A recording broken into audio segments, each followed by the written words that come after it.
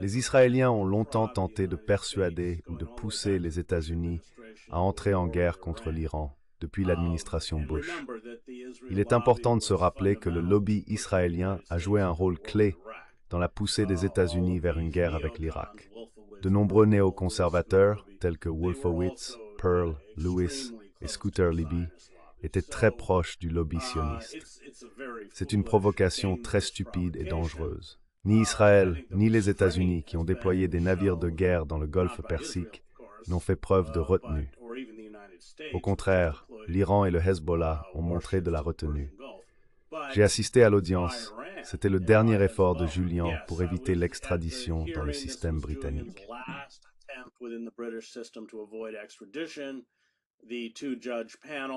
Le panel de 2 juges a demandé aux États-Unis des assurances que Julian, s'il était extradé, ne serait pas soumis à la peine de mort et bénéficierait des droits du premier amendement, même s'il est citoyen australien.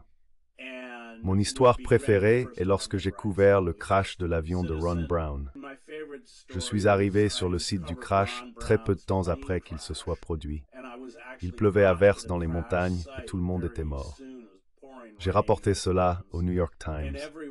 Le bureau étranger a répondu en disant que selon Johnny Appel, un reporter avec des sources au Pentagone, l'avion s'était écrasé en mer et des gens avaient survécu.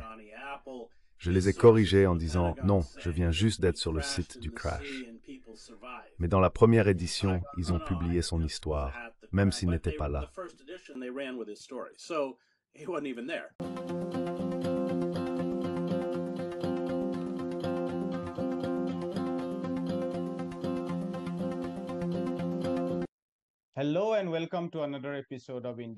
Bonjour et bienvenue à un autre épisode de Inde et Gauche mondiale. Aujourd'hui, nous avons Chris Hedges avec nous. Chris Hedges est un journaliste lauréat du prix Pulitzer qui a été correspondant à l'étranger et chef de bureau au Moyen-Orient et dans les Balkans pendant 15 ans pour The New York Times. Il a enseigné à l'Université Columbia, à l'Université de New York, à l'Université de Princeton et à l'Université de Toronto. Depuis 2013, il enseigne des cours donnant droit à des crédits universitaires à travers l'Université Rutgers dans le système carcéral du New Jersey. Chris, bienvenue à Inde et Gauche mondiale. Je vous remercie. Je veux commencer par la Palestine. La guerre a été un thème central dans une grande partie de vos écrits, sinon dans tous, du moins dans la plupart des livres que j'ai lus de vous. Comment décririez-vous la situation actuelle à Gaza?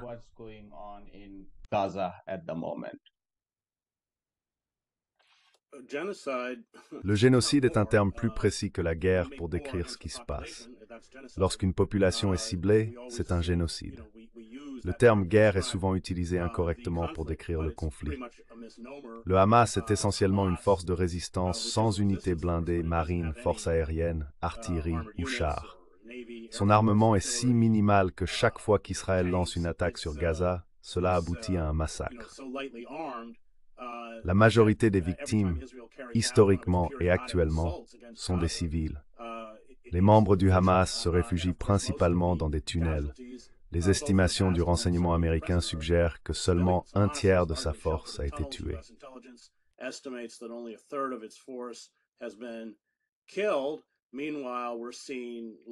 Pendant ce temps, nous assistons littéralement à des centaines de Palestiniens blessés et tués chaque jour. Pour mettre cela en perspective, j'étais à Sarajevo pendant la guerre. Là, nous étions frappés par 300 à 400 obus par jour, ce qui résultait en environ 4 à 5 décès par jour ou 2 douzaines de blessés. En comparant cela à Gaza, vous commencez à comprendre le niveau de dévastation et de bombardement. C'est contrairement à tout ce que nous avons vu auparavant. Il faudrait remonter au Vietnam pour trouver une échelle de destruction similaire, mais avec une mise en garde. Gaza est minuscule. Cela ne fait que 20 000 de long et 5 000 de large. C'est donc comme assister à un génocide en temps réel.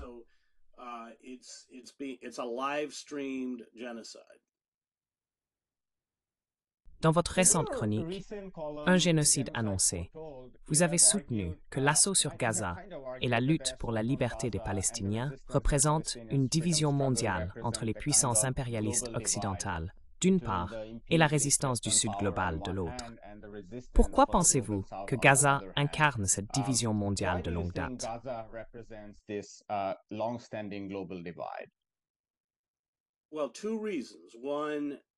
Eh bien, il y a deux raisons.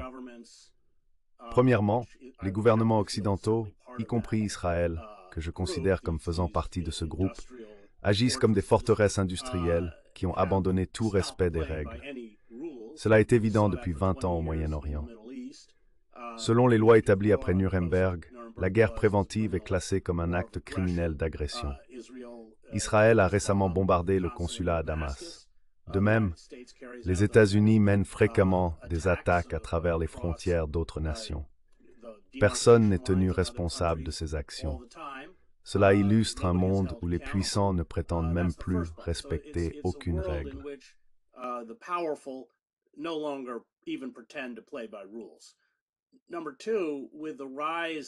Deuxièmement, la crise climatique exacerbe les conditions pour ceux dans le Sud global, avec des migrations massives, une baisse des rendements agricoles, des inondations et des incendies de forêt, rendant la vie de plus en plus difficile.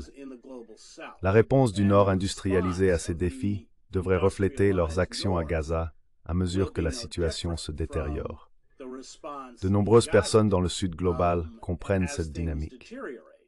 Dans des pays comme l'Inde et le Kenya, qui sont sortis de projets coloniaux ou néocoloniaux, il y a une compréhension profonde de ces problèmes. Le Yémen se distingue comme le seul pays ayant répondu de manière significative au génocide. Dans son histoire récente, le Yémen a fait face à un siège dévastateur mené par l'Arabie saoudite et les États-Unis, résultant en la perte de 30 000 vies dues à la famine et aux épidémies de choléra.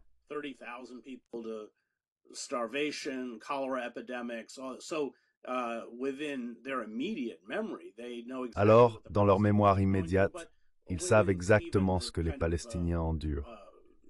Même en considérant le traumatisme à long terme transmis par des États coloniaux comme la Grande-Bretagne en Inde, il y a une conscience aiguë que cette situation est très similaire. Les Britanniques ont exacerbé les famines en saisissant tous les stocks de grains locaux et en construisant des chemins de fer pour expédier tout le blé. Je pense que la réponse du Sud global à ce qui se passe en Palestine découle d'une mémoire historique et de la réalisation qu'à mesure que les choses se détériorent, ils ne sont en aucun cas immunisés contre le fait d'être traités de manière similaire.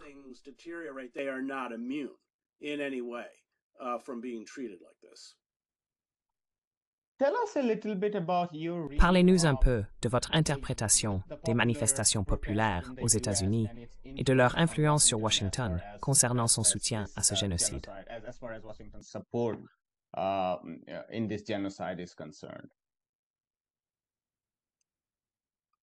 Eh bien, cela a eu une influence rhétorique. Cela n'a eu aucune influence en termes de pipeline entre les États-Unis et Israël. Environ 78% des munitions qu'Israël utilise, parce qu'ils ont épuisé leur stock, proviennent désormais des États-Unis.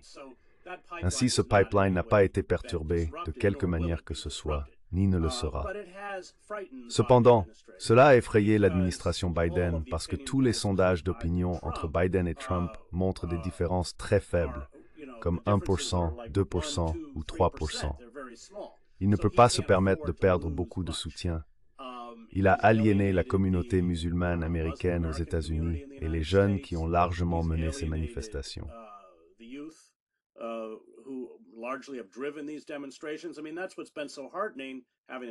Je veux dire, ce qui a été si encourageant, ayant assisté à plusieurs d'entre eux, c'est qu'ils sont menés par de jeunes hommes et femmes dans la vingtaine, très jeunes. Non seulement ils se sont maintenus sur une longue période, mais ils n'ont pas diminué en termes de nombre. Cette situation effraie le Parti démocrate, qui mène une élection qui se joue sur le fil du rasoir. Cependant, en termes d'impact réel sur la politique, comme amener les États-Unis à couper les approvisionnements en armes, y compris l'envoi récent de chasseurs F-35 à Israël, cela n'arrivera pas. Malheureusement, cela signifie que le génocide va continuer. Donc il y a eu un changement rhétorique, mais il n'y a pas eu de changement significatif, et il n'y en aura pas.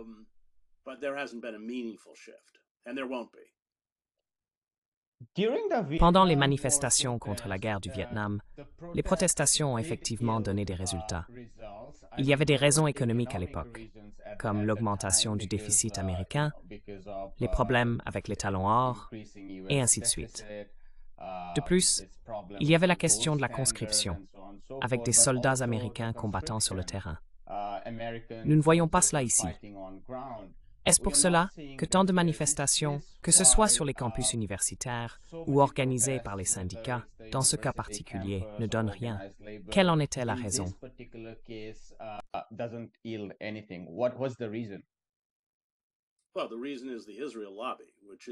La raison est le lobby israélien, qui est une force politique puissante aux États-Unis.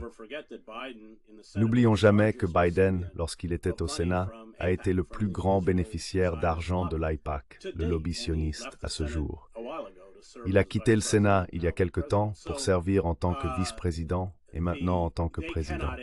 Ainsi, ils ne peuvent pas s'aliéner le lobby sioniste. C'est pourquoi les armes ne s'arrêteront pas. La guerre du Vietnam était très différente.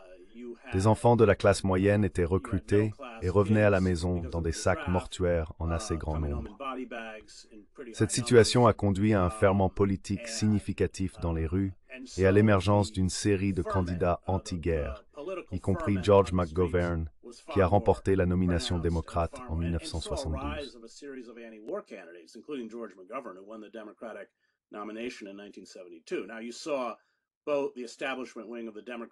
Maintenant, nous avons vu à la fois l'aile établie du Parti démocrate et le Parti républicain unir leurs forces pour vaincre McGovern, tout comme nous avons vu les ailes établies des partis républicains et démocrates unir leurs forces contre Trump.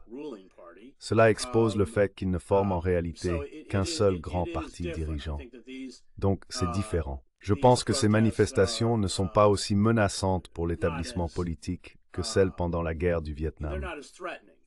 Rappelez-vous, le système politique lui-même était sous assaut.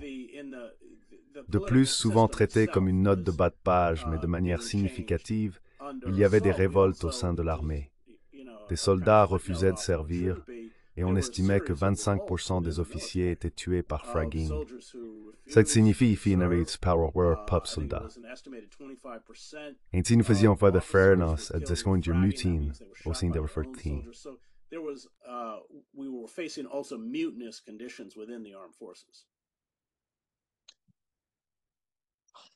Comment percevez-vous les efforts continus d'Israël pour escalader le conflit afin d'y inclure l'Iran et ses alliés?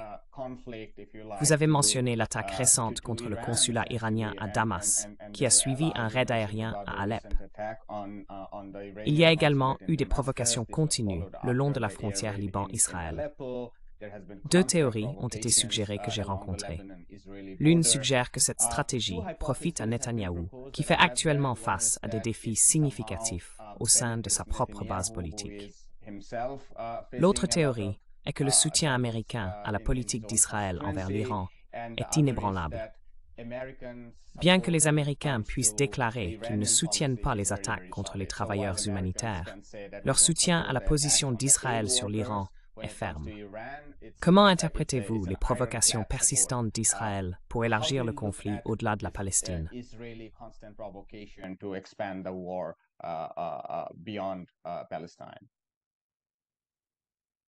Les Israéliens ont longtemps tenté de pousser les États-Unis depuis l'administration Bush à entrer en guerre contre l'Iran. Souvenez-vous, le lobby israélien a joué un rôle clé dans la poussée des États-Unis vers une guerre avec l'Irak. Des figures comme Wolfowitz, Pearl, Lewis et Scooter Libby étaient très proches du lobby sioniste. C'est une provocation très imprudente et dangereuse. Israël, ou même les États-Unis, qui ont déployé des navires de guerre vers le golfe Persique, n'ont pas fait preuve de retenue. Au contraire, l'Iran et le Hezbollah ont montré de la retenue. Le Hezbollah ne veut pas d'une répétition de 92 au Liban, où l'ouest de Beyrouth a été aplati par l'armée de l'air israélienne. L'Iran est très prudent quant à l'entrée en conflit direct.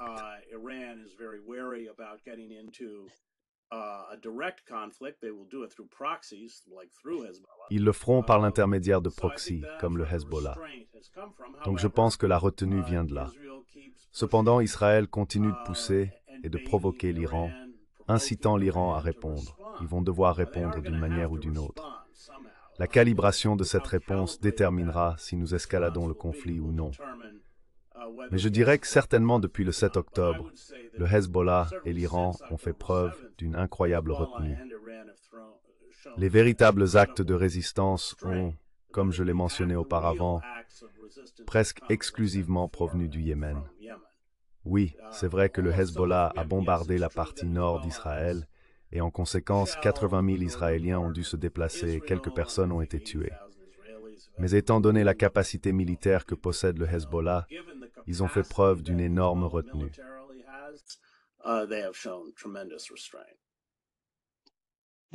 Il y a certains, y compris ceux qui ne sont pas principalement des experts militaires, comme Norman Finkelstein, qui soutiennent que la puissance combinée du Hezbollah, de l'Iran et de leurs autres alliés dans la région serait quelque chose que l'armée israélienne ne peut égaler. Êtes-vous d'accord avec cet argument?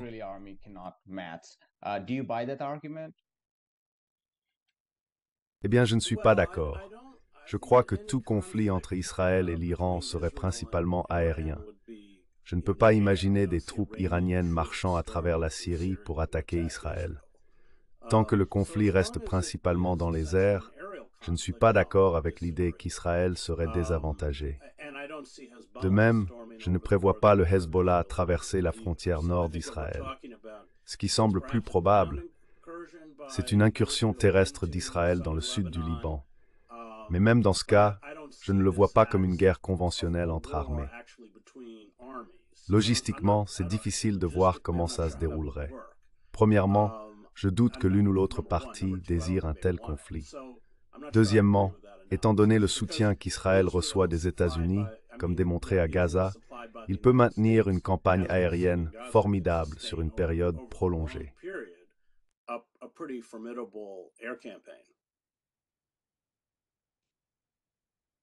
Je veux passer à d'autres sujets, mais juste une dernière question sur le Moyen-Orient.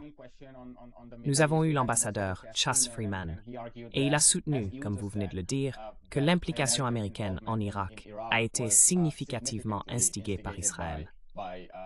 Étant donné que vous couvrez le Moyen-Orient depuis longtemps, est-il juste de blâmer uniquement Israël pour l'implication américaine dans la région et l'instabilité qu'elle a créée? When it comes to the American involvement in the region. Non. Je pense qu'Israël et les États-Unis étaient pleinement partenaires dans ces événements. Il y a de nombreuses indications de l'implication d'Israël en Irak, y compris dans des situations comme Abu Ghraib. Je ne dis pas qu'Israël était la seule force derrière ce qui s'est passé en Irak, mais c'était un acteur important et principal dans la poussée des États-Unis vers la guerre. Nous parlons de la première guerre d'Irak, de l'invasion de l'Irak. Il y avait une opposition significative au sein du département d'État, de la CIA et même de l'armée. Les experts des affaires arabes n'étaient pas en faveur de cette guerre. Ce qui s'est passé, c'est que Dick Cheney, qui était le secrétaire à la Défense à l'époque, a créé sa propre sorte d'unité rebelle. Cette unité a produit des renseignements qui ont ensuite été transmis à la Maison-Blanche.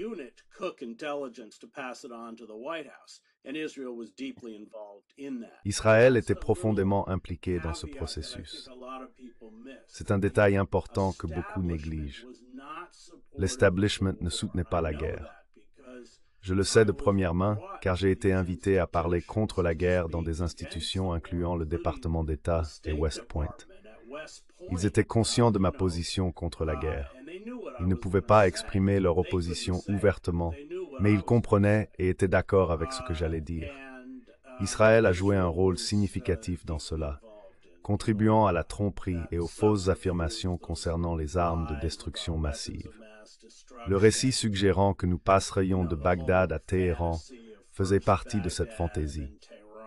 L'implication d'Israël était significative, et les architectes de la guerre avaient des liens très étroits avec Israël et le lobby sioniste.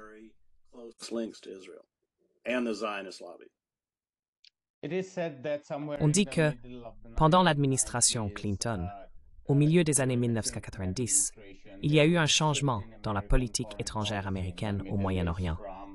Ce changement est passé d'un équilibre entre l'Iran et l'Irak à une stratégie de double contentement de ces deux pays. On dit également qu'Israël a joué un rôle significatif dans la promotion de ce changement de politique américaine dans la région.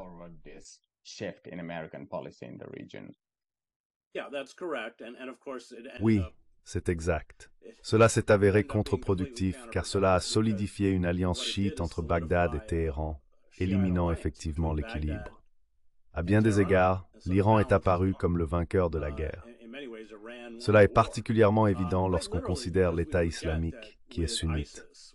Lorsque l'État islamique est monté en puissance, il est devenu militairement dominant.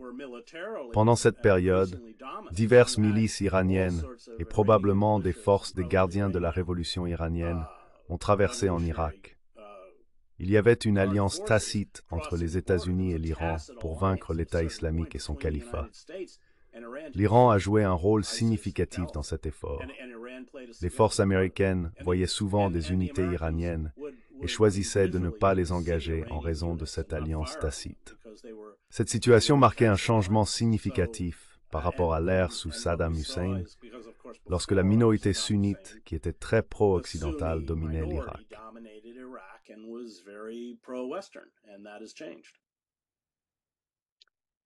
D'accord. Je souhaite légèrement changer de sujet pour discuter du journalisme et des médias. Dans l'un de nos échanges récents, vous avez mentionné que vous vous rendiez au Royaume-Uni pour le procès de Julian Assange, si j'ai bien compris. Il semble y avoir une sorte d'accord de plaidoyer de la part de Biden. Qu'est-ce qui a provoqué ce changement d'attitude à Washington? Et qu'est-ce que cela signifie?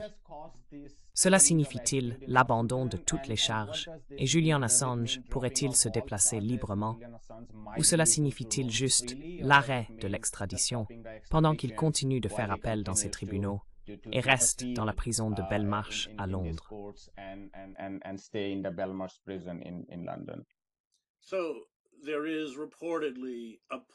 Donc il y aurait apparemment une offre de plaidoyer qui permettrait à Julian d'être libéré, d'après ce que je comprends, sous des accusations de délit mineur. Cependant, il bute également sur un point que je ne connais pas. Oui, j'étais à l'audience. C'était la dernière tentative de Julian dans le système britannique pour éviter l'extradition. Le panel de 2 juges a demandé aux États-Unis des assurances que Julian, s'il était extradé, ne serait pas soumis à la peine de mort et bénéficierait des droits du premier amendement, même s'il est citoyen australien. Si les États-Unis fournissent ces assurances, alors il est possible que le panel de 2 juges puisse approuver l'extradition. S'ils ne le font pas, alors il semble qu'il aura l'opportunité de faire appel.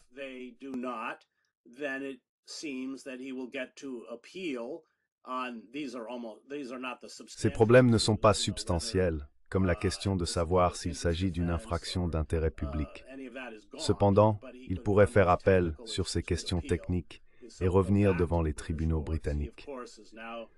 Il est maintenant en prison à Belmarsh depuis 5 ans, marquant récemment l'anniversaire. Son état de santé physique et psychologique est très précaire. Je n'accorde pas beaucoup d'importance à ce que dit Biden. Une question lui a été criée à propos de s'il envisagerait la demande du Parlement australien, ce qui a pris beaucoup de temps à l'Australie pour faire, mais ils l'ont finalement fait. Il a dit que c'est en considération, ce qui ne signifie vraiment rien. Mais c'est ma compréhension de la situation entourant Julian.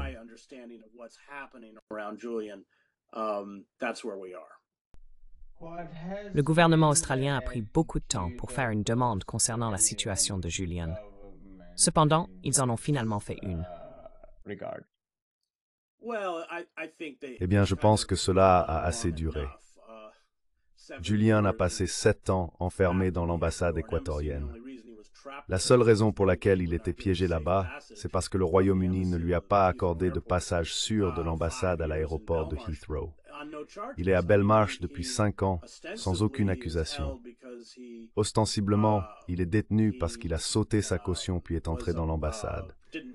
Traditionnellement, Cela résulte en une amende ou peut-être une courte peine de 30 ou 50 jours. Je pense avoir lu un cas où c'était jusqu'à 50 jours. Cependant, il a passé 5 ans dans une prison de haute sécurité.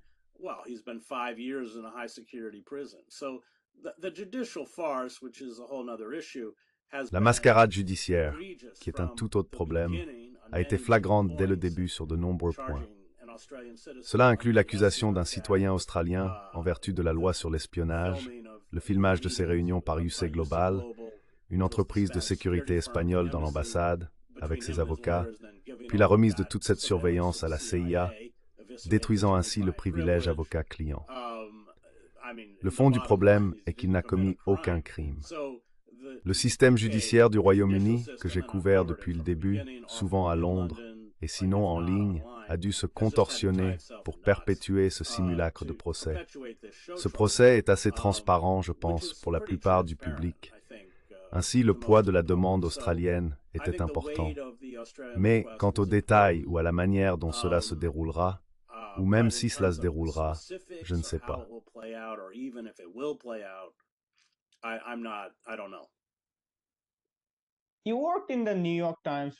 Vous avez travaillé au New York Times pendant très longtemps. En tant que lecteur régulier du New York Times, j'ai toujours voulu vous poser des questions sur certains de ses fonctionnements internes. Pour moi, le New York Times est particulièrement flagrant en ce qui concerne la politique étrangère. Sur les questions culturelles, il est relativement progressiste. Même sur des choses comme le salaire minimum, il semble être progressiste, bien qu'il n'attaque jamais directement Wall Street ou le capitalisme d'entreprise. Mais quand il s'agit d'affaires étrangères, il semble très de droite. Pourriez-vous partager vos expériences de travail en tant que correspondant au Times? Et pourriez-vous parler un peu de comment le Times a changé au cours des 2 dernières décennies, si tant est qu'il a changé?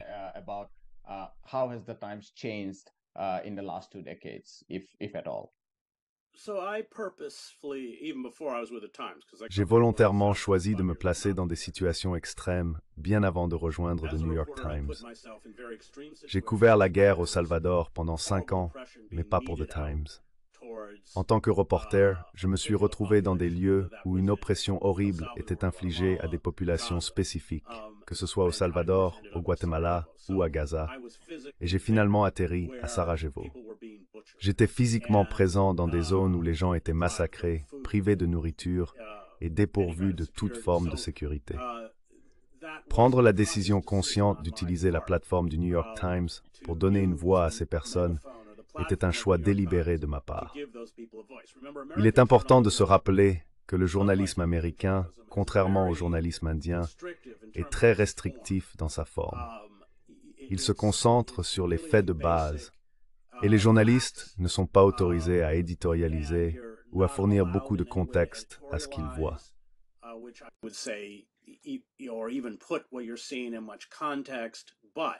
Mais, par exemple, lorsqu'on parle d'Israël, désolé, je veux parler des rapports des correspondants, pas nécessairement des opinions de chroniqueurs comme Thomas Friedman et Bret Stephens.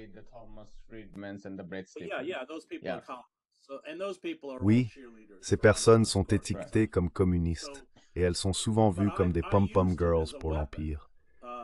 Cependant, j'ai utilisé ma position comme une arme contre ces forces souvent soutenues par les États-Unis, telles qu'Israël et l'armée salvadorienne. Je serais souvent à certains risques dans des endroits où des gens étaient tués. Si j'avais les dates, les heures, les noms, je me souviens avoir couvert la guerre au Kosovo. Il y avait un rapport que 24 hommes avaient été saisis d'un village et ils avaient tous été torturés. Les corps devaient être retournés au village. Et ceci était significatif parce que dans une zone de guerre, on ne voyage pas la nuit, mais les Serbes étaient impliqués.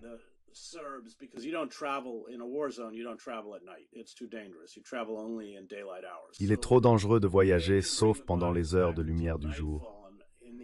Ainsi, ils n'ont ramené les corps qu'à la tombée de la nuit.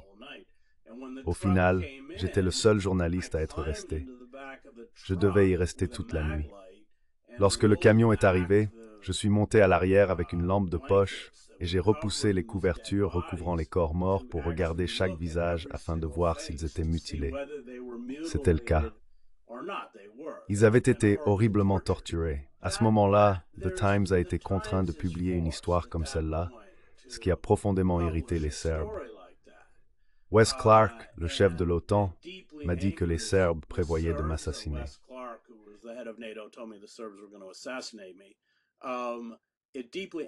Cela a profondément irrité les Israéliens quand j'ai fait cela. Mais le Times publierait l'histoire. C'est ainsi que je travaillais au sein de l'institution. Mon problème est survenu lorsque je suis retourné aux États-Unis et que j'ai commencé à dénoncer publiquement les appels à envahir l'Irak. C'était une ligne rouge. Je savais ce que je faisais. Après tout, j'y étais depuis 15 ans. Franchir cette ligne était quelque chose qu'un reporter n'était pas censé faire. J'ai reçu un blâme écrit formel, on m'a dit de ne pas parler de la guerre, puis j'ai quitté le journal. Cependant, parce que je me suis mis dans des situations extrêmes, j'ai pu faire un travail journalistique qui, je crois, avait de l'intégrité. Mais oui, vous avez raison, bien sûr.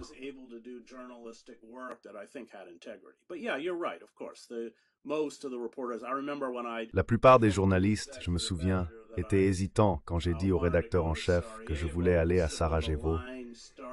Il a dit, eh bien, la file commence et se termine par vous. C'était parce que les correspondants européens avaient envoyé une lettre disant qu'ils n'iraient pas à Sarajevo en raison du danger. Cependant, je ne me suis jamais dérobé devant ce genre de reportage. Contrairement à mon temps à Londres ou à mon mandat en tant que chef du bureau du Moyen-Orient, ou interviewer des chefs d'État comme Moubarak, le roi Hussein et même Kadhafi à quelques reprises faisaient partie du travail, je n'appréciais pas particulièrement ces interviews, ni ne leur trouvais beaucoup d'importance. En contraste, certains journalistes au New York Times passent toute leur carrière à agir comme des sténographes pour les puissants. Mais ce n'était pas ce que je faisais.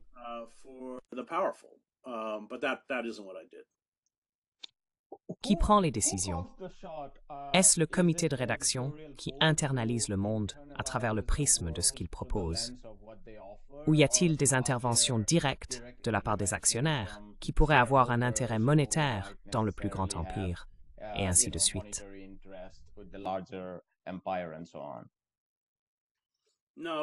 Non, ça ne fonctionne pas comme ça. Le comité de rédaction est largement indépendant. Vous ne pouvez pas rejoindre le comité de rédaction à moins que vous ne soyez prêt à échoir les opinions qu'ils veulent, tout d'abord. Le principal défi pour ceux d'entre nous qui rapportent de l'étranger était le bureau de Washington. Les reporters à Washington ont des sources au sein de la structure du pouvoir qui leur fuitent des matériaux, souvent incorrects, et ils ne veulent pas aliéner ces sources. Donc si vous rapportez depuis la guerre au Salvador ou depuis Gaza, vous vous retrouvez souvent en conflit direct avec le bureau de Washington.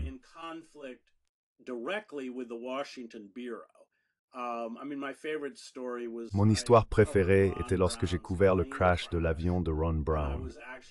Je suis effectivement arrivé sur le site du crash très peu de temps après qu'il se soit produit. Il pleuvait à verse dans les montagnes et tout le monde était mort. Quand j'ai appelé cela au New York Times, le bureau étranger a dit « Oh, eh bien, son nom était Johnny Apple. Ses sources au Pentagone disent qu'il s'est écrasé en mer et que des gens ont survécu. » Je ne sais pas. J'étais juste sur le site du crash. Mais dans la première édition, ils ont publié son histoire, même s'il n'était même pas là. C'est un exemple classique de la manière dont la classe politique et la communauté du renseignement à Washington ont une influence prononcée sur la couverture des journaux.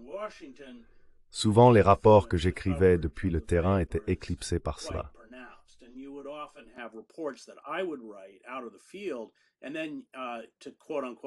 Et puis, pour équilibrer les choses, vous auriez des rapports basés sur des responsables de l'administration qui disaient le contraire direct. C'était une manière de neutraliser le reportage. Mais tous les bons correspondants étrangers étaient en conflit constant, et leur ennemi était Washington, pas le comité de rédaction. En ce qui concerne l'influence, les actionnaires n'importaient pas tant que ça, parce que l'éditeur et les rédacteurs en chef avaient un contact direct avec les plus hauts niveaux du gouvernement. Ils lanceraient alors une campagne contre un reporter individuel, ce qui m'est arrivé en Bosnie pendant l'administration Clinton. Ils ont tenté de me discréditer.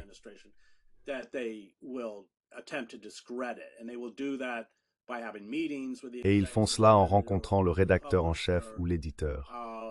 C'est ainsi que les bons journalistes, qui ne veulent pas faire de compromis, sont finalement poussés vers la sortie. David Halberstam au Vietnam en est un exemple. Sidney Schanberg en a couvert le Cambodge, a remporté le prix Pulitzer, puis a été nommé rédacteur en chef au bureau métropolitain. Il a commencé à écrire sur la manière dont les entreprises immobilières et les promoteurs repoussaient les classes ouvrières et moyennes hors de Manhattan. Beaucoup de ces promoteurs immobiliers étaient amis avec l'éditeur, et en conséquence, il a été poussé vers la sortie. C'est la réalité de la situation.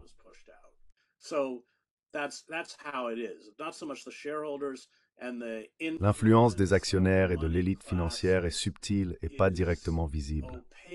C'est différent des cas de haute visibilité, comme les donateurs fortunés influençant la direction à Harvard, qui sont publics. Le processus au sein des organisations médiatiques est maintenu secret pour éviter de nuire à leur crédibilité journalistique. Cependant, c'est ainsi que cela fonctionne en interne. La plupart des journalistes qui atteignent des publications prestigieuses comme The Times sont orientés carrière. Ils comprennent comment le système fonctionne et sont peu susceptibles de mettre en péril leur carrière. Par conséquent, la principale forme de censure est l'autocensure. Puis, il y a quelques journalistes, comme moi, qui deviennent problématiques pour la direction et sont finalement poussés vers la sortie. Diriez-vous qu'ils existent toujours et que c'est un processus constant, comme les quelques journalistes auxquels vous avez fait référence, ou pensez-vous qu'ils n'existent plus?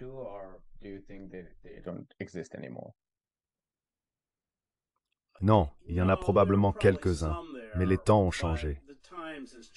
Je veux dire, cela nous amène à la question du modèle économique de tous les journaux qui s'est effondré. Ainsi, le monopole que le papier journal avait autrefois pour connecter les vendeurs aux acheteurs a disparu avec l'essor d'Internet. Les petites annonces, qui représentaient autrefois 40% des revenus des journaux, ont disparu. En conséquence, les journaux sont économiquement beaucoup plus en difficulté. Ils ne veulent pas perdre les annonceurs qu'ils ont, donc ils sont devenus beaucoup plus prudents. Il y avait autrefois une place dans la salle de rédaction pour des journalistes un peu renégats comme moi.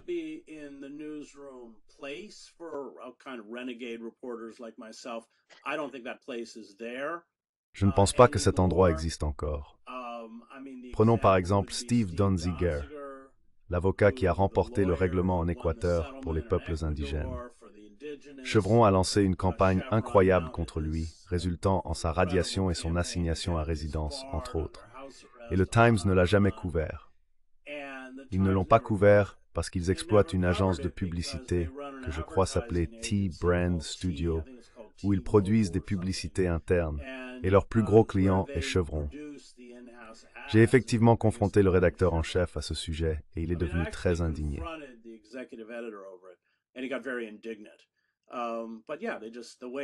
Mais oui, la manière dont ils ont géré cela, surtout lorsque l'affaire a été réglée, est-elle avec un article très court, expéditif. Cependant, ils n'ont jamais couvert la campagne de Chevron contre Donziger. J'ai souvent dit que la vraie devise du New York Times semble être « ne pas aliéner de manière significative ceux dont nous dépendons pour l'accès et l'argent ». Les journalistes qui passent toute leur carrière à écrire de manière à garantir l'accès s'en sortent extrêmement bien. Le Times n'aime pas quand vous perdez cet accès. Par exemple, le gouvernement Moubarak s'est fâché contre moi et ne m'accordait plus d'interviews. Qu'est-ce que Moubarak a jamais dit qui valait la peine d'être lu? Rien. Mais le fait que j'ai perdu cet accès m'a été préjudiciable.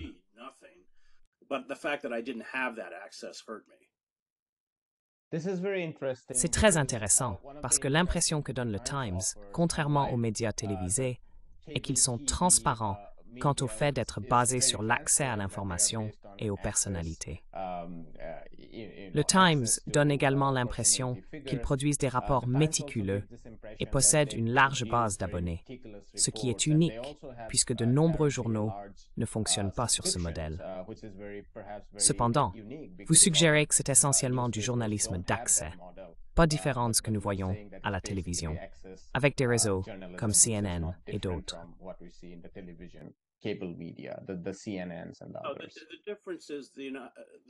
La différence est que le New York Times définit l'agenda.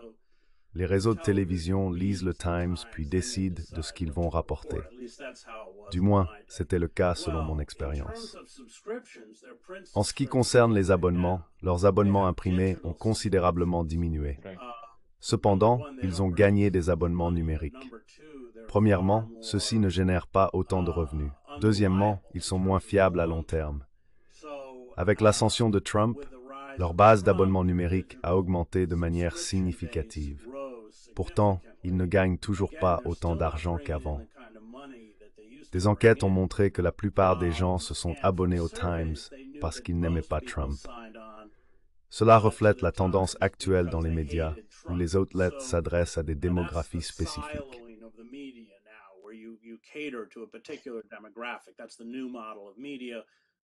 C'est le nouveau modèle des médias, essentiellement entraînés par Internet.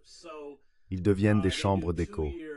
Pendant 2 ans, ils se sont concentrés sur des histoires comme celle de Trump étant un agent russe et la narrative de Russiagate. Tout cela s'est avéré être faux. Cependant, ils ne subissent aucune conséquence parce qu'ils répondent à ce que leurs lecteurs veulent entendre. Ils ciblent une base qui est économiquement importante pour eux. Cette approche a détérioré la qualité du journalisme. Un exemple est le podcast Califat, qui était basé sur les affirmations d'une personne qui a faussement dit qu'il était membre de l'ISIS. Cela m'a particulièrement frappé, ayant passé 7 ans au Moyen-Orient.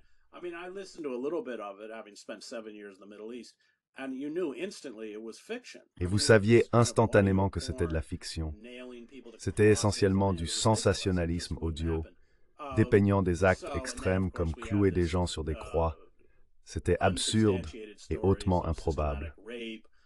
Puis bien sûr, il y avait les histoires non étayées de viols systématiques le 7 octobre, à côté d'une série d'autres affirmations horrifiques. Pendant la montée de Trump, ils ont conclu que son ascension au pouvoir était due à des problèmes raciaux et au racisme des Américains blancs. Cependant, c'était en réalité lié au fait que 30 millions d'Américains avaient perdu leur emploi lors de licenciements massifs depuis 1996, en grande partie à cause du fort soutien du Parti démocrate pour la délocalisation et la désindustrialisation.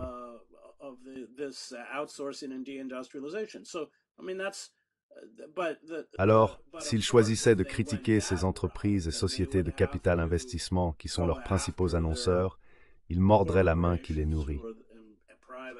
Il y a eu une terrible détérioration des normes journalistiques. Le journal a toujours été perçu comme élitiste et était méticuleux concernant les faits. En tant que journaliste, notre travail implique de manipuler des faits, mais soyons clairs, nous pouvons manipuler les faits. Je peux prendre un ensemble de faits et orienter une histoire dans n'importe quelle direction, la rendant factuellement correcte. Cependant, si je suis honnête et que je me soucie de la vérité, je sélectionnerai des faits qui visent à transmettre la vérité de manière précise.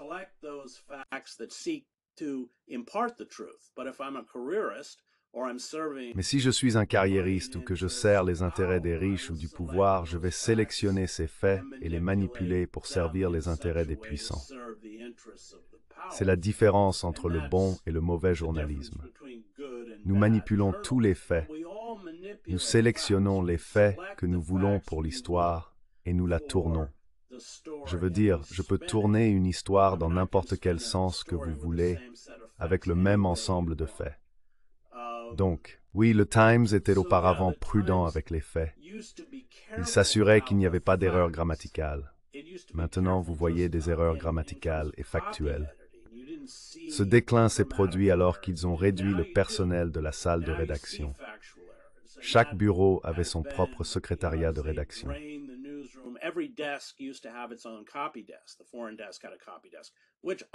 Le bureau étranger avait un bureau de copie, qui honnêtement m'a sauvé d'innombrables fois de faire des erreurs parce que ces hommes et femmes étaient sur ce bureau depuis souvent des années. Quand j'écrivais sur Oslo, ils savaient ce qu'était Oslo. Donc, il ne s'agissait pas seulement d'erreurs grammaticales, typographiques ou factuelles, mais aussi de contexte.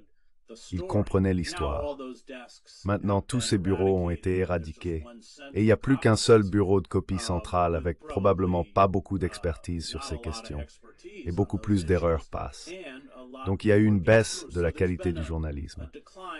Je pense que c'est assez prononcé et très perturbant pour ceux d'entre nous qui suivent le Times de près.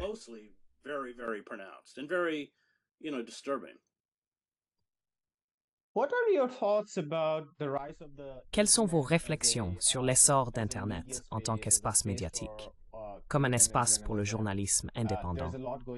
Il se passe beaucoup de choses en Inde, mais aussi toute une série de problèmes dans le monde entier.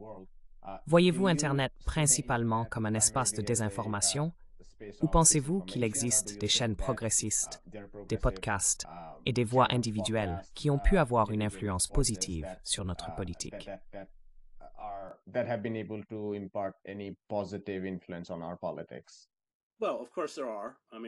Eh bien sûr, il y en a. Des programmes comme le vôtre, par exemple. Et j'ai mon propre programme, le Chris Hedges Report, qui reçoit des centaines de milliers de vues sur YouTube, dépassant souvent le million.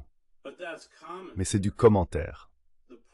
Le problème avec Internet, c'est que nous n'obtenons pas de reportages parce que le reportage coûte cher.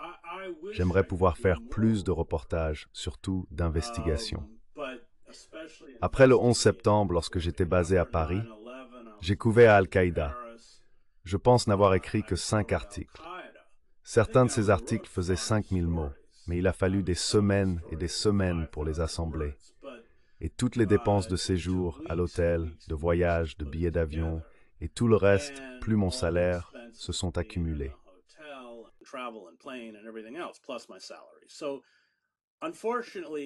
Malheureusement, c'est le problème avec Internet. Nous n'avons pas trouvé de système capable de soutenir un bon journalisme. De nombreux journaux régionaux ont fait faillite. Malgré les contraintes d'intérêts commerciaux, ils employaient des journalistes qui couvraient les tribunaux, interagissaient avec la police et rendaient compte de ce qui se passait à la mairie. Maintenant, ils ont disparu. Lorsque vous enveloppez même de petits centres de pouvoir dans le secret, la corruption et l'abus de pouvoir se répandent. C'est ma plus grande préoccupation. Internet n'a pas trouvé de moyens pour compenser adéquatement les journalistes pour leur travail. Y a-t-il de bons commentaires? Oui, il y en a.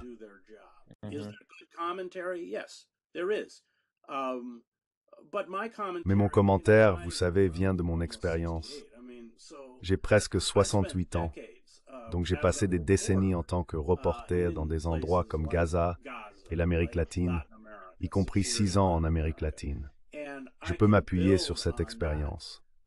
Cependant, je suis préoccupé par la façon dont les jeunes reporters acquerront des expériences similaires, surtout dans la couverture de guerre, qui est très coûteuse.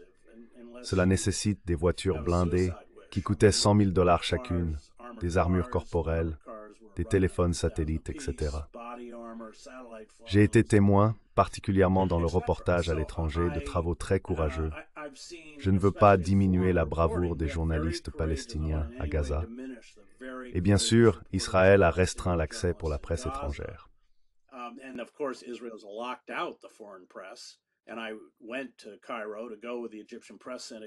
Je suis allé au Caire pour rejoindre le syndicat de la presse égyptienne lors d'un voyage à Rafah pour protester. Cependant, le gouvernement Sisi, travaillant étroitement avec Washington et Israël, nous a bloqués. Puis bien sûr, nous avons vu plus de 100 journalistes palestiniens tués. Ce n'était pas un accident. Ces individus étaient ciblés. C'est ce qui m'inquiète. Internet permet aux gens de se replier dans leur propre chambre d'échaud. C'est un changement significatif par rapport à l'ancien modèle médiatique, où les journaux cherchaient à servir un large public général. Ils tentaient d'atteindre autant de personnes que possible, en fournissant une variété de points de vue, plutôt que de renforcer constamment un seul système de croyance.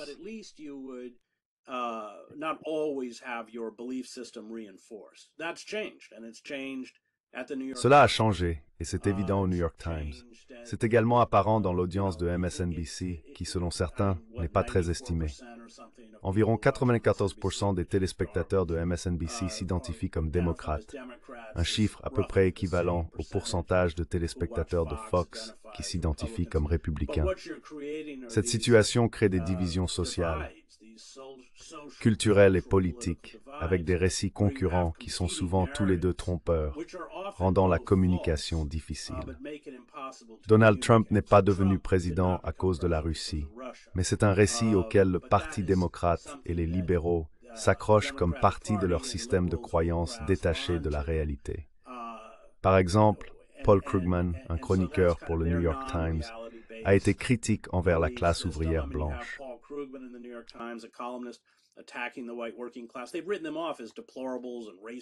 Ils les ont étiquetés comme étant des déplorables, des racistes et des bigots.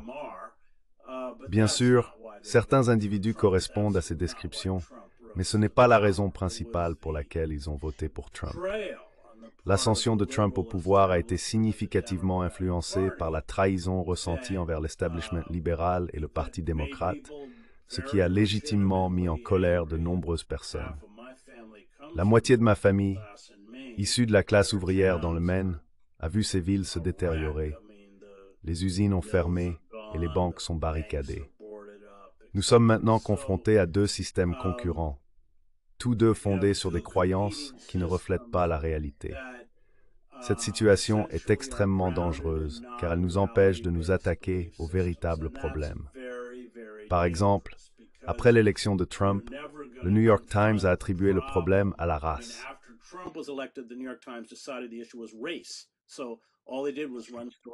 Donc, tout ce qu'ils ont fait, c'était de diffuser des histoires sur l'identité et la race, comme si c'était la seule raison pour laquelle Trump a été élu.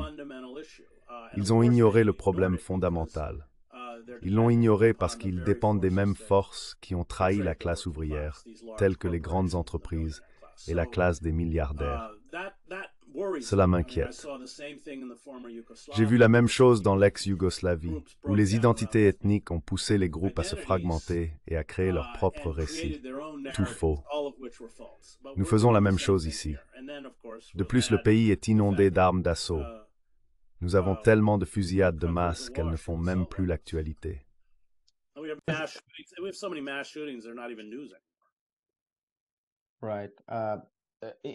Ce phénomène est très mondial dans sa nature, représentant un passage de la politique basée sur la classe à la politique d'identité.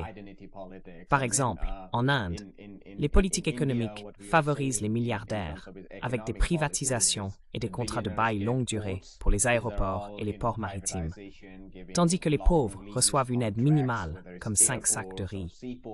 Cette approche définit essentiellement les politiques économiques de Modi. De même, des experts comme Paul Krugman louent les stratégies économiques de Biden pour avoir maintenu un faible taux de chômage, contrôlé l'inflation et atteint environ 3% de croissance. Cependant, ils négligent souvent les contributions du marché boursier à cette croissance et l'inégalité massive qui en résulte.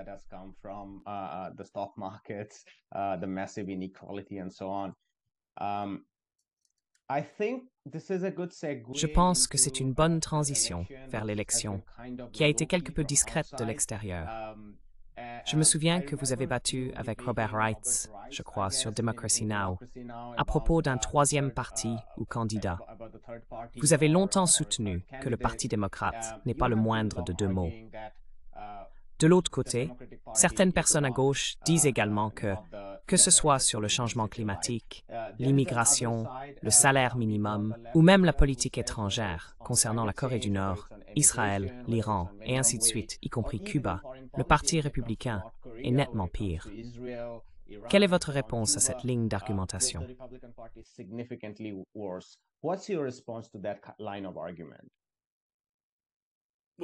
Eh bien, en termes de politique étrangère, il y a un consensus total.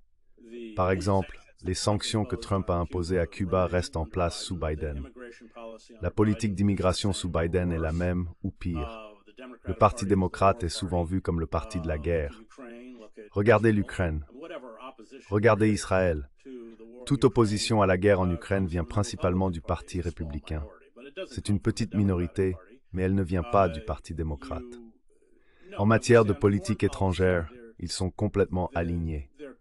La différence maintenant, peut-être, pourrait être discutée à propos de l'Ukraine.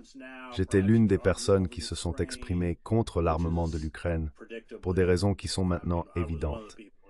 L'Ukraine ne gagnerait jamais une guerre d'usure contre la Russie.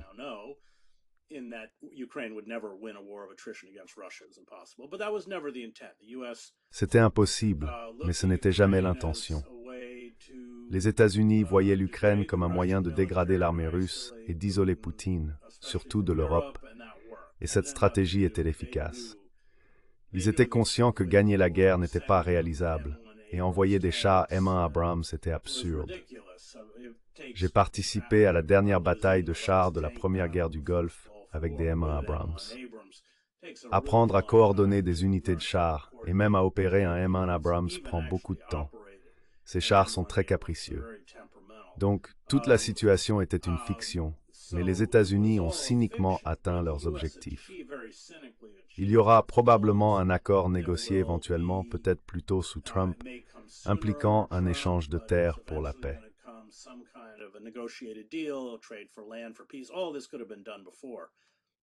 Tout cela aurait pu être fait auparavant. L'Ukraine a été dévastée, des centaines de milliers d'Ukrainiens ont été tués ou déplacés. Je veux dire combien? Quoi? 4 millions de réfugiés en Europe. Donc oui, c'était très cynique. Mais j'ai couvert des guerres par procuration menées par les États-Unis partout dans le monde. C'était juste une guerre par procuration classique qui ne servait pas du tout les intérêts de l'Ukraine. Elle n'était pas conçue pour cela. Et ça est bipartisan. Cela aurait été fait sous les républicains ou les démocrates. Donc en termes de politique étrangère, il y a très peu de différence. Par exemple, Trump, en violation du droit international, a déplacé l'ambassade des États-Unis de Tel Aviv à Jérusalem. Biden ne l'a pas remise à sa place. Donc en termes de politique intérieure, qu'en est-il de l'Iran et de la Chine? What about Iran and China? Voyez-vous une différence? Do you see any difference? Je veux dire, s'il y a une différence, Trump est moins agressif. J'avais méprisé Trump, bien sûr, mais il n'a déclenché aucune guerre. Je ne veux pas défendre la présidence de Trump, mais il est en fait moins agressif que les démocrates. Le truc avec Trump, c'est qu'il n'a pas vraiment de position fixe. Il est très impulsif, il n'est pas très intelligent, bien que ça soulève une autre question sur le degré de conscience de Biden. Nous ne savons pas. Donc, c'est difficile de savoir quelle est sa politique. Je ne pense pas qu'il y ait de doute qu'en termes d'Israël, il n'y aurait aucune différence. Si vous êtes palestinien, cela ne fait aucune différence que ce soit Trump ou Biden. Mais oui, l'establishment de la politique étrangère est assez impénétrable à savoir si un républicain ou un démocrate est au pouvoir.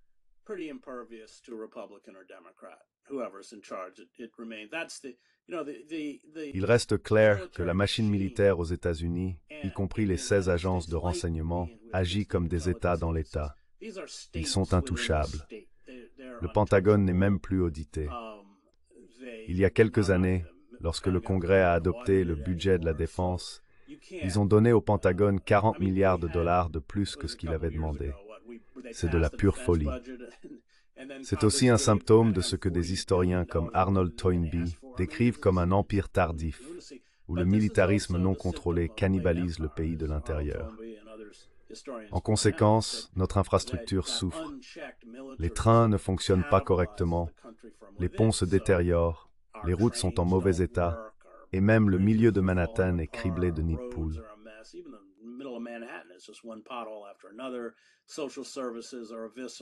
Les services sociaux sont en train d'être démantelés. Il y a une pauvreté énorme aux États-Unis. Revenant à votre point sur Krugman et le chômage, ces chiffres sont complètement fictifs. Cela est dû au fait que si vous avez cessé de chercher du travail, je crois que c'est après 6 semaines, vous êtes retiré des chiffres du chômage.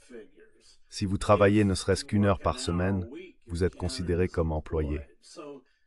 Avec l'essor de l'économie à la tâche, qui n'offre ni stabilité ni revenus durables, ces individus sont tous considérés comme employés. Cette situation est très différente de travailler dans une usine GM à Anderson, Indiana, où vous étiez syndiqué et gagniez 25, 30 ou 40 dollars de l'heure, et vous aviez une pension et des avantages. Ces opportunités n'existent plus.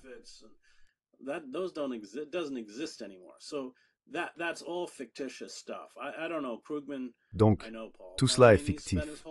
Je connais Paul Krugman. Il a passé toute sa vie dans le milieu universitaire. J'aimerais l'emmener dans le Maine pendant une semaine pour qu'il puisse parler à mes proches qui ont été dévastés et ont voté pour Trump. Ils peuvent avoir des opinions racistes, ou plutôt, ils ne partagent pas ma vision du monde. Cependant, ils ont tous les droits d'être en colère. Leur colère est dirigée contre le Parti démocrate, qui était censé protéger leurs intérêts. Le comté de ma famille dans le Maine, qui est très rural, a voté pour George McGovern en 1972. Donc il s'agit des mensonges qu'on leur a racontés et de la trahison qu'ils ont ressentie.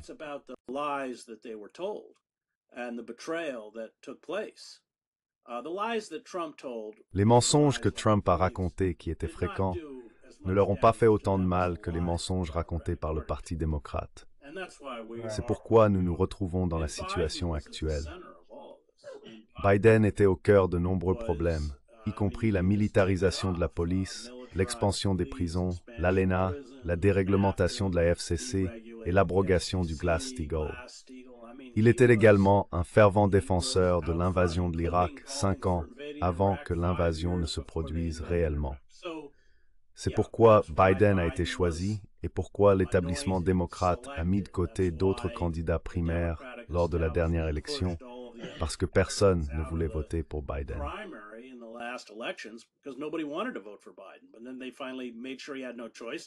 Mais ensuite, ils ont fait en sorte qu'il n'ait pas le choix et ils ont saboté la campagne de Bernie Sanders.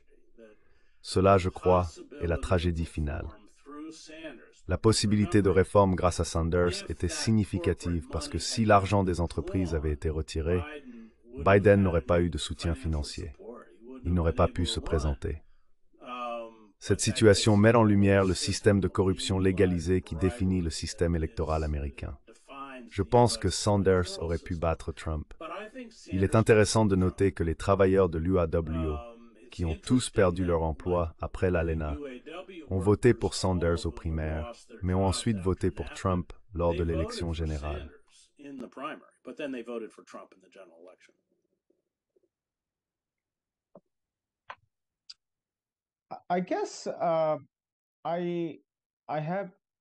J'ai deux autres questions, ou peut-être juste une. Je veux poser une question sur le système carcéral américain. Les statistiques sont stupéfiantes. Surtout après les années 70, le nombre de personnes incarcérées a considérablement augmenté. Cette hausse coïncide avec l'industrialisation du système carcéral et une augmentation des taux d'incarcération. Vous avez longtemps observé le système carcéral. Qu'est-ce qui explique le nombre disproportionné d'Américains dans les prisons? Et quelles pourraient être certaines des voies à suivre?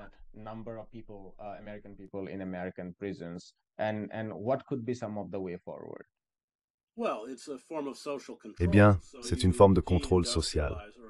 Les zones urbaines sont désindustrialisées et les liens que les travailleurs ont avec la société sont rompus. Les travailleurs croyaient auparavant en un système méritocratique où ils pouvaient posséder une maison et avoir un enjeu dans la société. Mais tout cela a disparu. La rupture de ces liens, un concept que j'emprunte à Émile Durkheim, signifie que la société ne peut plus maintenir le contrôle sur ces individus. En conséquence, des formes de contrôle plus draconiennes sont recherchées. Cela conduit à l'utilisation de la police militarisée, des armées internes d'occupation et d'un système carcéral. C'est pourquoi cela existe. Nous avons 25% de la population carcérale mondiale.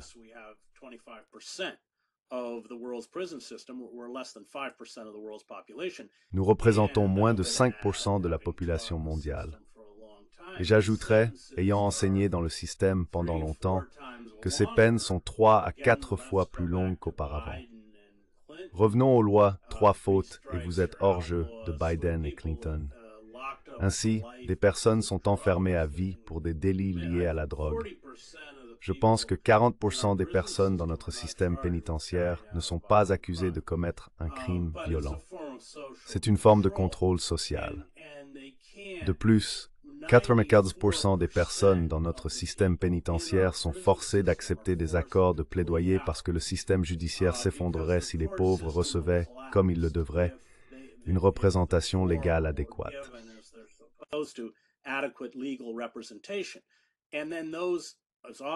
Et puis il y a ceux, souvent ceux que j'enseigne, qui n'ont pas commis le crime. Ils entrent naïvement dans le système judiciaire, exigeant un procès. Ce qui arrive ensuite, c'est qu'ils sont accusés d'une série d'infractions, dont la moitié ou plus sont fausses selon les policiers et les procureurs. Ils utilisent ces accusations comme des jetons de négociation. Ils aiment particulièrement inclure l'enlèvement, car cela entraîne une peine de 25 ans. Alors, ils diront d'accord, nous abandonnerons l'accusation d'enlèvement, nous abandonnerons ceci ou cela et vous plaidez coupable. Et cette stratégie fonctionne. Mais si vous allez en procès, ils n'enlèvent aucune de ces charges. Les étudiants que j'enseigne qui ont les peines de prison les plus longues et sont presque toujours innocents sont ceux qui sont allés en procès. Ils servent d'avertissement aux autres. Ne le faites pas. Ne pensez même pas à le faire.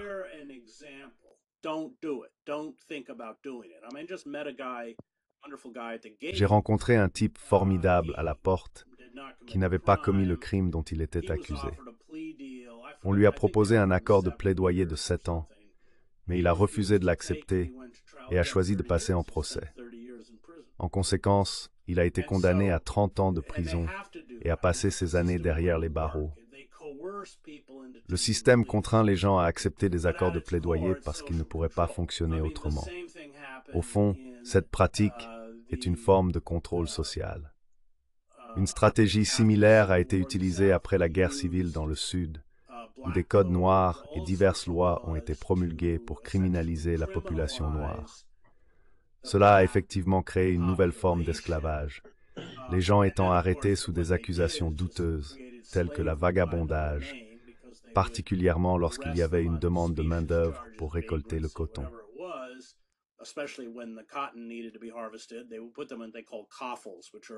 Ils les mettaient dans ce qu'ils appelaient des coffles, qui sont des chaînes de 40 hommes enchaînés ensemble en groupe. Ensuite, ils les faisaient marcher le long de la rivière et les vendaient aux propriétaires de plantations pour travailler. Les gens pouvaient passer des années dans ce qui était connu sous le nom de location de condamnés. August Wilson a écrit une excellente pièce à ce sujet intitulée Joe Turner's Come and Gone. Les fantômes de notre passé sont encore avec nous aujourd'hui. Je considère l'incarcération de masse aux États-Unis comme le problème de droit civil de notre époque.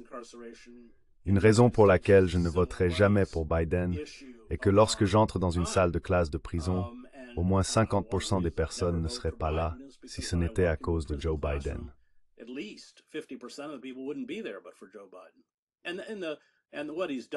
Et ce qu'il a fait à leurs familles, à leurs enfants et à leur communauté n'est pas une erreur.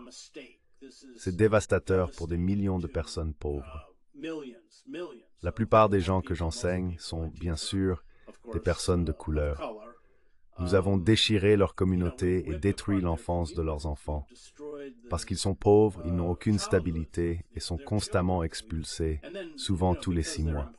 C'est donc un cycle d'incarcération des hommes et d'expulsion des femmes et des enfants. Quand vous passez autant de temps que moi dans un environnement comme celui-là, vous en sortez enragé contre des figures comme Biden.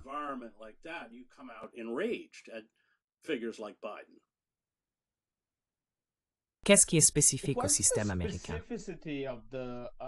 Je suppose que la logique interne du système de justice pénale auquel vous faites référence suggère que si ces hommes n'étaient pas enfermés, la bureaucratie qui le soutient n'existerait pas en premier lieu.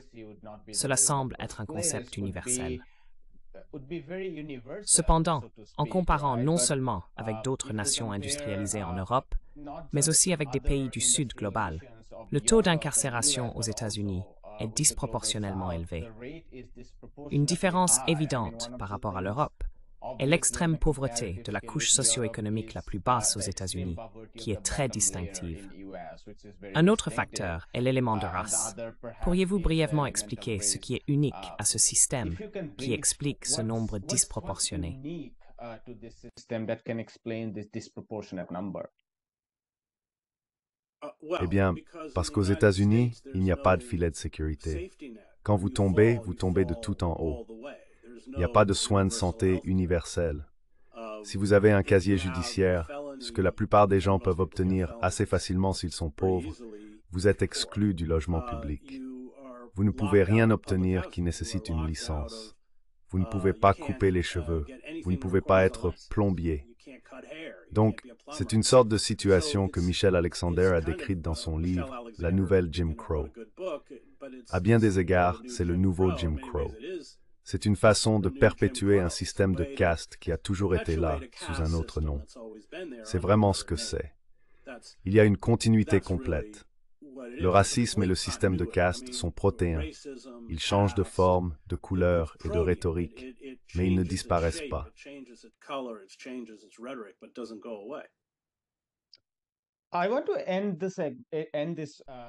Je veux terminer cette excellente conversation en vous demandant votre avis sur l'islamophobie. Nous vivons la pire forme d'islamophobie en Inde, qui a sa propre histoire. Cependant, il y a aussi un contexte mondial, surtout avec l'explosion de l'islamophobie suite à la guerre contre le terrorisme. Vous avez débattu avec Sam Harris, ce que j'ai apprécié, et je crois que vous avez également débattu avec Christopher Hitchens et d'autres. Je voulais vous demander cela, parce que nous avons récemment eu Lawrence Krauss dans notre émission, et je l'ai confronté. Étonnamment, quelques semaines plus tard, Richard Dawkins a fait une admission claire de son dédain pour l'islam. Ce nouveau mouvement athée, qui a commencé en disant qu'il haïssait toutes les religions, a finalement déclaré un dédain particulier pour l'islam. J'aimerais savoir ce que vous avez ressenti en débattant avec ces individus et comment ils sont devenus des pom-pom girls pour l'impérialisme américain, surtout au Moyen-Orient, mais aussi de manière générale.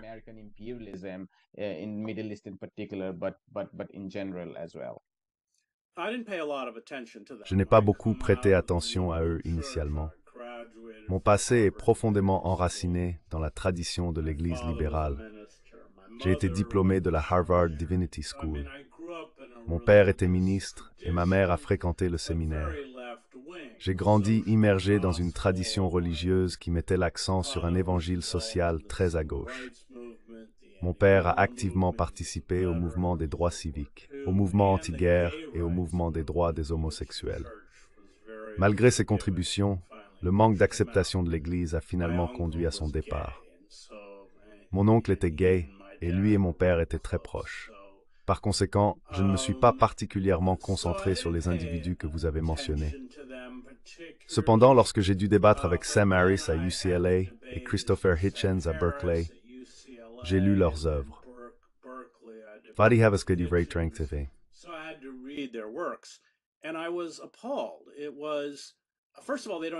Tout d'abord, ils ne comprennent pas la religion.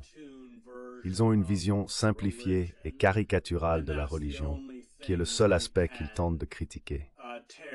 Cette perspective ne correspond pas au système religieux que j'embrasse. Je ne crois pas aux anges et je ne suis pas particulièrement préoccupé par l'existence du paradis ou de l'enfer. Cependant, leurs arguments manquent de profondeur.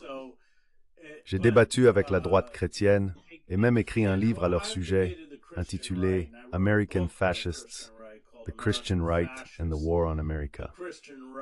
Mes débats avec Sam Harris m'ont semblé étrangement similaires à ceux avec la droite chrétienne. Ils interrompent souvent parce qu'ils ont du mal à s'engager avec des idées complexes. Ils n'ont pas abordé des œuvres théologiques importantes ou des penseurs comme Karl Barth, Paul Tillich ou Reinhold Niebuhr. Ces sujets leur sont inconnus.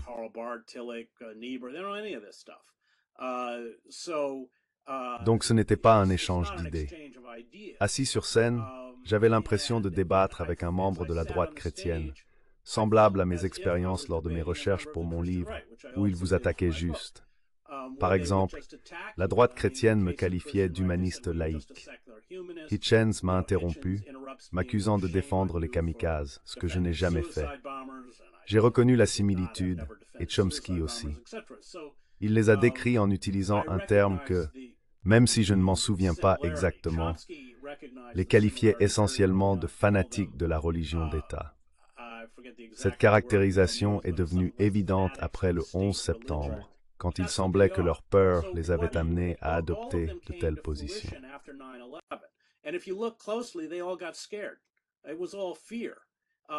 Tout était motivé par la peur.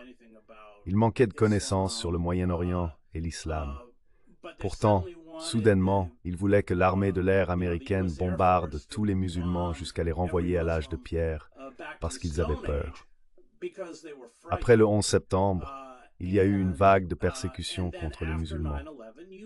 J'ai été impliqué dans les affaires de nombreuses personnes, y compris mon ami Samuel Arion et d'autres associés à la Holy Land Foundation, entre autres. Beaucoup de ces individus étaient palestiniens, en grande partie à cause de l'influence israélienne. Par conséquent, de jeunes enfants musulmans étaient arrachés des métros et leurs maisons étaient envahies et fouillées. Le traitement de la communauté musulmane pendant cette période était assez traumatisant.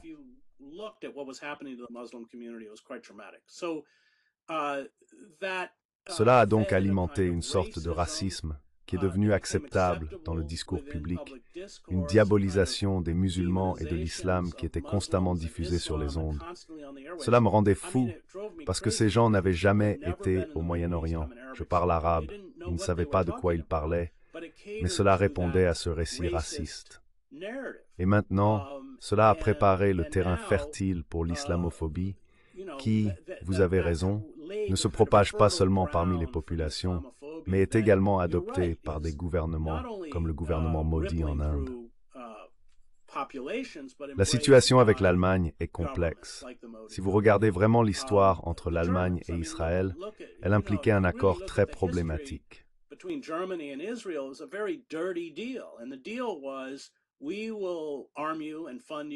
L'accord était qu'ils armeraient, financeraient, défendraient l'État colonial et d'apartheid en échange de réhabilitation. C'était l'accord, et c'est ce qui s'est passé. Les Allemands ont déplacé leur rhétorique raciste, qui était dirigée contre les Juifs, pour la diriger contre les musulmans. Malheureusement, la mentalité sous-jacente est la même. Nous avons vu une terrible répression de la dissidence en soutien aux Palestiniens en Allemagne, mais pas seulement en Allemagne. L'islamophobie, je crois, est étroitement liée au projet colonial de peuplement en Israël. C'est important de s'en souvenir parce que le projet colonial de peuplement en Israël est presque exclusivement mené par des personnes d'ascendance européenne qui sont blanches. Cela soulève la question, pourquoi la droite chrétienne embrasse-t-elle Israël?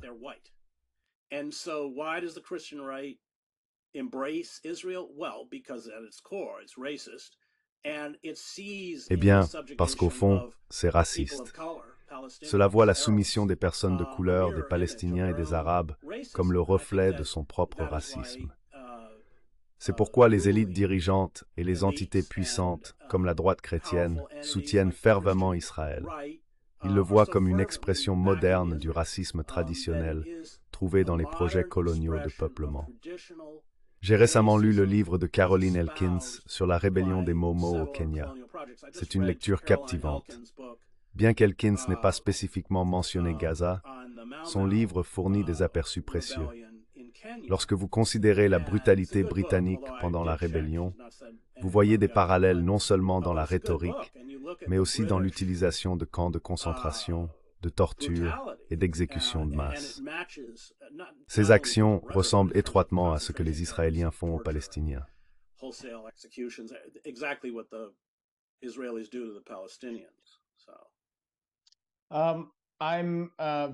Alors, je suis très reconnaissant pour votre temps. Si je peux juste prendre une minute de plus pour poser une dernière question, cela découle de ce que vous venez de dire à propos de votre parcours. Contrairement à vous, j'ai grandi dans une famille très athée. Mon père est un athée conscient. C'était un contexte très différent. Et puis, évidemment, la politique de gauche nous a influencés.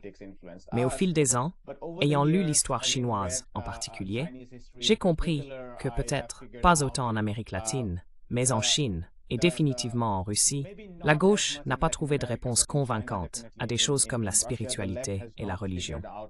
En tant que quelqu'un qui a lu et étudié la religion, qui a ce parcours, et qui possède également la tradition de la gauche, comment réconciliez-vous les deux? Êtes-vous spirituel?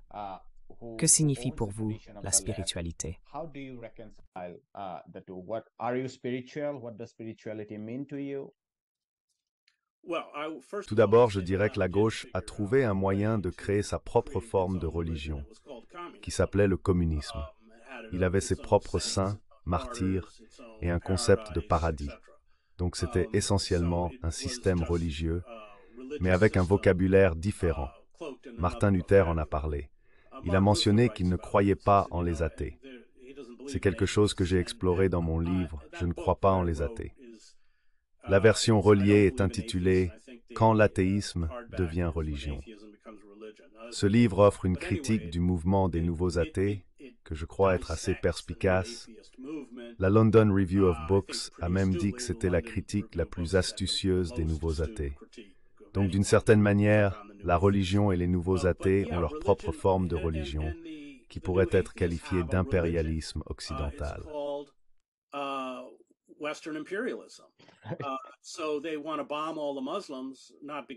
Ils veulent bombarder tous les musulmans, non pas parce qu'ils les considèrent comme sataniques, mais parce qu'ils les voient comme des barbares. Cela reflète le besoin d'une structure qui est religieuse ou quasi-religieuse par nature, inhérente à nous tous. La gauche est tout aussi susceptible à cela.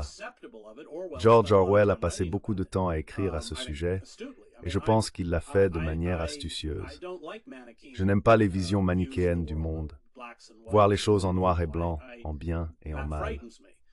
Cela me fait peur. Comme Primo Levi, je crois que le mal le plus dangereux est celui que nous portons en nous. Cependant, trop souvent, les mouvements messianiques se voient comme des forces purificatrices. Cela inclut l'utilisation de la violence pour purifier, car ils externalisent le mal.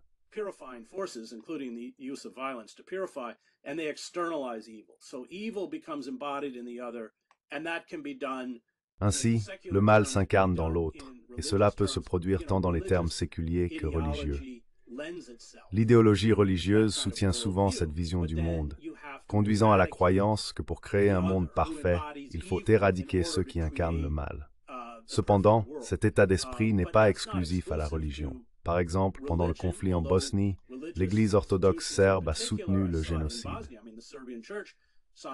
Il est important de reconnaître qu'il existe des figures et des organisations juives significatives, comme Jewish Voices for Peace, qui se sont opposées au génocide.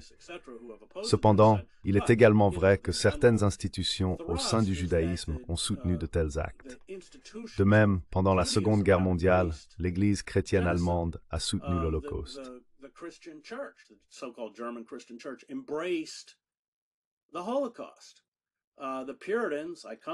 Les puritains, dont je descends des deux côtés de ma famille, sont venus aux États-Unis il y a 400 ans. Ils étaient tous puritains et croyaient qu'ils devaient purifier la sauvagerie hurlante de ce qu'ils appelaient les habitants indigènes sataniques.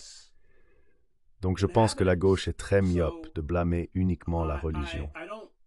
H. Richard Niebuhr, le théologien, a dit que la religion est une bonne chose pour les bonnes personnes et une mauvaise chose pour les mauvaises personnes. Cela est dû au fait qu'il y a des passages génocidaires dans la Bible qui parlent de génocide juste. Ils sont là si vous choisissez de les mettre en évidence. Netanyahou fait justement cela. Donc, je crois que cela représente un échec à comprendre un besoin très humain. Ces impulsions, bien qu'elles viennent souvent par le biais de la religion institutionnelle, sont parce que la religion institutionnelle, dans son essence, soutiendra tout projet nationaliste ou raciste d'où elle provient. Par exemple, les églises du Sud dans le Sud antebellum possédaient des esclaves.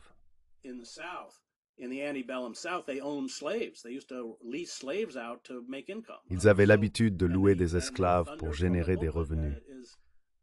De plus, ils proclamaient du haut de la chair que l'esclavage était justifié bibliquement, citant des parties de la Bible pour soutenir cette affirmation. Il n'y a aucun doute sur l'existence de tels passages. L'échec de la gauche, à mon avis, est de penser que le problème réside uniquement dans la religion. Ce n'est pas le cas. Le problème réside dans nos propres défauts et la nature humaine, pas seulement en termes de spiritualité, un terme que personnellement je n'aime pas.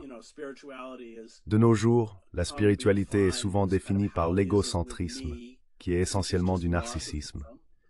Pour moi, la spiritualité implique la résistance et la confrontation au mal radical, ce qui peut être très dangereux si réellement affronté.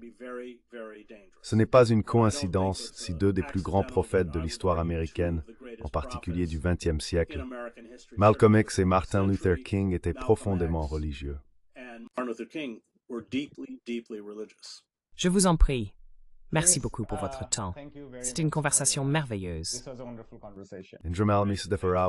Passez un merveilleux repos. Bonjour, je m'appelle Ayushman. Avec Jyotishman, nous avons lancé cette plateforme. Au cours des 2 dernières années, nous avons travaillé à créer du contenu pour les forces de gauche et progressistes. Nous avons interviewé des économistes, des historiens, des commentateurs politiques et des activistes. Si vous avez apprécié notre contenu et souhaitez que nous construisions une archive pour la gauche, j'ai 2 demandes. Veuillez envisager de faire un don pour la cause. Le lien se trouve dans la description ci-dessus. Aussi, si vous ne pouvez pas faire de don, ne soyez pas triste. Vous pouvez toujours aimer et partager nos vidéos avec vos camarades.